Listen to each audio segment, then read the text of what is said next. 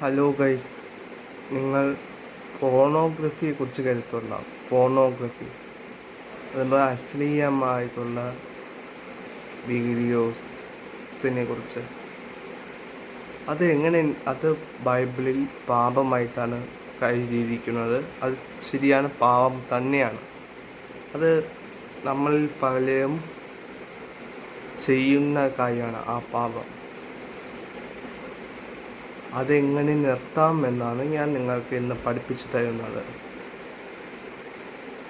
Mobile എടുത്ത porn videos കാണുന്നതാണ് പല ചെറുപ്പക്കാരും. ഇനി തൊട്ട് നമുക്ക് ആ പോൺ വീഡിയോസൊക്കെ ഡിലീറ്റ് ചെയ്തിട്ട് സുവിശേഷമായിട്ടുള്ള വചനങ്ങൾ പറയുന്ന വീഡിയോസ്, പിന്നെ അതൊക്കെ കണ്ട്, പിന്നെ സുവിശേഷം പറയുന്ന മൂവീസ്, അശ്ലീലമായിട്ടുള്ള മൂവീസ് കാണുന്നത് നിർത്തിയിട്ട് അല്ലാത്ത സുവിശേഷം മാത്രത്തിൽ ഉള്ള സുവിശേഷം പറയുന്ന സിനിമകളുണ്ട്. പാഷൻ ഓഫ് ദ ക്രൈസ്റ്റ്, പിന്നെ മലയാളം മൂവീസ് ആണെങ്കിൽ ദ ഹോപ്പ്, ഉപദേശിയുടെ മകൻ, 2010 പുറത്തിറങ്ങിയ ഉപദേശിയുടെ മകൻ, അങ്ങനെ ഒട്ടനവധി സിനിമകൾ നമുക്ക് കാണുവാൻ സാധിക്കും.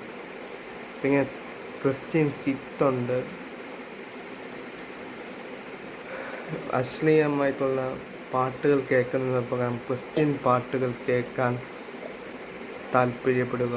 അശ്ലീലമായിട്ടുള്ള മാഗസീൻ വായിക്കുന്നതിന് പകരം അതൊക്കെ നിർത്തിയിട്ട് ക്രിസ്ത്യൻ മാഗസീൻസൊക്കെ വായിക്കാൻ തുടങ്ങുക. പിന്നെ ഏതെങ്കിലും ദൈവവേലയ്ക്ക് വേണ്ടി ഇറങ്ങാൻ ശ്രമിക്കുക. പ്രസംഗിക്കുക എന്നല്ല ഞാൻ ഉദ്ദേശിച്ചത്. ചെറിയ ചെറിയ പള്ളികളുണ്ടായിരിക്കും. ആഹാരം ഉണ്ടാക്കാൻ വേണ്ടി പോവുക. പള്ളികളിൽ ചോറുണ്ടാക്കാനോ ഉണ്ടാക്കാനോ പോവുക. ചായ സൽക്കാരത്തിന് വേണ്ടി പോവുക. തറ തുറപ്പിക്കാനും, പിന്നെ കസേര ഇട്ട് കൊടുക്കാനും, പള്ളിയിൽ കസേര ഇട്ട് കൊടുക്കാനും, ക്ലീനിങ് പരിപാടിക്കും ഒക്കെ പോവുക. ചർച്ചിൻ്റെ കീഴിൽ, മനസ്സിലായോ? അങ്ങനെ ചെയ്യുക. അങ്ങനെ ക്യാമ്പുകളിൽ സജീവ പങ്കാളിത്തം ഉറപ്പിക്കുക.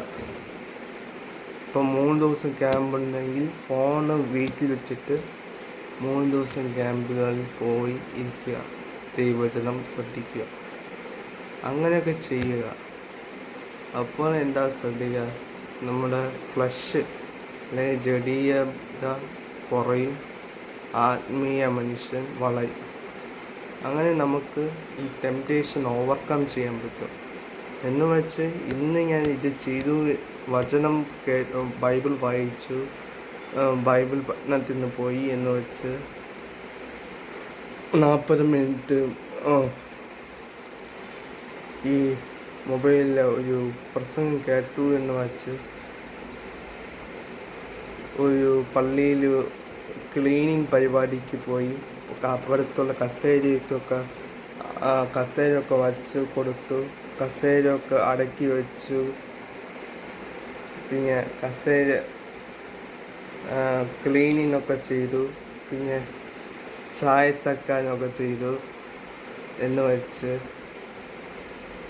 ഇന്ന് ചെയ്ത ഉപകാരം ഇന്ന് ചെയ്തു വെച്ച് ഇന്ന് തന്നെ ജഡീയ പാപം നിൽക്കണമെന്നില്ല. ചിലപ്പോൾ 40 ദിവസം കഴിഞ്ഞിട്ടായിരിക്കും ഈ പോർണോഗ്രഫിയുടെ ആത്മാവ് നമ്മളെ നിന്ന് വിട്ടു പോകുന്നത്. അതെന്താ പാസ്റ്റർ അല്ലെങ്കിൽ എൻ്റെ ഉപദേശങ്ങൾ പറയും?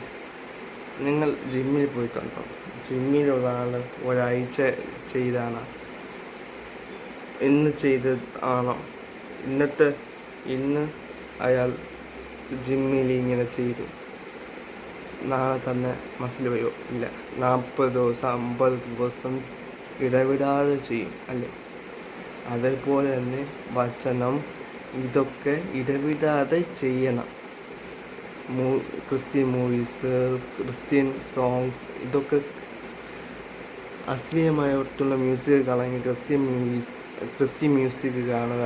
അശ്ലീലമായിട്ടുള്ള മൂവീസ് കളഞ്ഞിട്ട് ക്രിസ്ത്യൻ മൂവീസ് കാണുക. ഏതെങ്കിലും പള്ളിയിൽ ക്ലീനിങ് പരിപാടിക്ക് പോവുക. ചെയറൊക്കെ അടയ്ക്കുന്ന ജോലിക്കൊക്കെ പോവുക. പള്ളികളിൽ ചായ സൽക്കാരത്തിന് പോവുക. അങ്ങനത്തെ ഉള്ള പരിപാടിയൊക്കെ ചെയ്യുമ്പോൾ ദൈവം നമ്മളെ പൂർണ്ണ മനസ്സോടെ ചെയ്യുക, അല്ലാതെ ആർക്കും വേണ്ടി ചെയ്യാതെ ഇരിക്കുക. പൂർണ്ണ മനസ്സോടെ ചെയ്യുക. അപ്പോൾ ദൈവം നമ്മളെ അനുഗ്രഹിക്കും. നമ്മളെ ദൈവം ഈ ടെംപ്റ്റേഷൻ ഇന്ന് ഓവർകം ചെയ്യാൻ സഹായിക്കും. അതാണ് സത്യം. ചിലപ്പോൾ 40 ദിവസം കഴിയുമ്പോഴായിരിക്കും നമുക്ക് പൂർണ്ണമായിട്ടുള്ള സ്വാതന്ത്ര്യം കിട്ടുന്നത് ഈ പോണോഗ്രഫിയിൽ നിന്ന്. ഇന്ന് ചെയ്തു എന്ന് വെച്ച് നാളെ തന്നെ നമുക്ക് ഇതിൽ നിന്നും കിട്ടണമെന്നില്ല. ചെയ്തുകൊണ്ടേ ഇരിക്കുക, ബൈബിൾ വായിച്ചുകൊണ്ടേ ഇരിക്കുക, പ്രസംഗം കേട്ടുകൊണ്ടേ ഇരിക്കുക, ക്രിസ്ത്യൻ പാട്ടുകൾ കേട്ടുകൊണ്ടേ ഇരിക്കുക. ഇത്